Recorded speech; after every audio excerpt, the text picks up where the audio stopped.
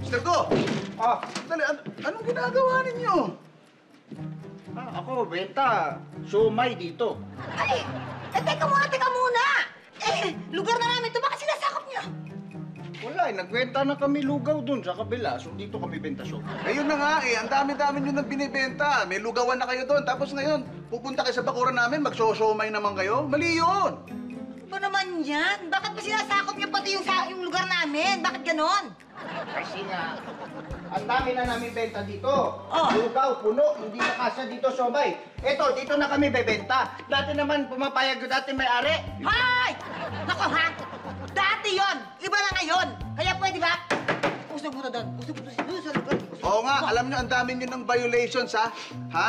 Kapag nagkataon, baka gusto mo, isumbong ka namin sa mga kapitbahay. No. Walang ganon.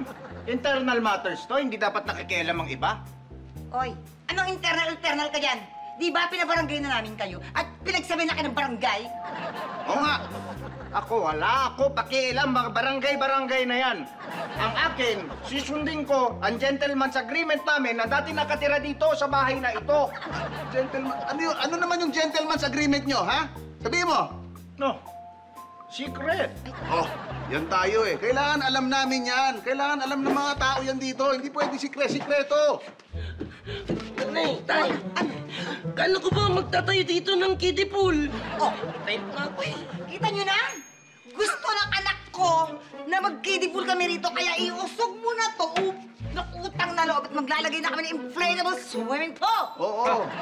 Naku, hindi pwede sa akin. Yung inflatable pool na yan, isa lang anak nyo. Sa akin, 2 anak ko dito. Kaya namin alisin yung inflatable pool. Nagbebenta kami nagnegosyo kami dito, oh. Hindi, oy. Ha? Baka kung akala mo, wag nyo kaming sinisindak-sindak. Ha? Meron kami mga kaibigan, mga bisita na pwedeng tumulong sa amin na magpaalis sa inyo. Bakit? Sino ba mga bisita nyo yan? Ha? Kasama namin mag-exercise. Anong klase exercise? Takbuhan? Sipaan? Sikuhan? Hindi, balikatan. Nako. Ha? Wala yan. Bawa yung anak ko. Alam mo, swerte lang kayo kung talagang pumunta at tulungan kayo mga kaibigan nyo na yan. Hay, itong 2 anak ko. Always ready. Mga anak, ready to. In-enroll ko pa to sa eskwelahan. Daddy! Dad, Daddy! anong problema? May tataboy ba? Yes! Sila ba? Oh. Hoy, sandali Bakit kayo nananakop, ha? Bakit yung sinasakop? Gusto lang naman ng anak ko mag-swimming. Gusto lang namin maligo. Masama ba yun? Kayo gusto ligo? Oo! Ha! Mga anak, alam nyo na ang gagawin. Ay, naku, akala Oo, masisindak tayo nito. Akala siguro masisindak tayo. Oo, Huwag naman tayo tayo masisindak. magpapasindak sa mga yan. Wala tayo makapakialam sa mga Akala ganyan. naman, bakit?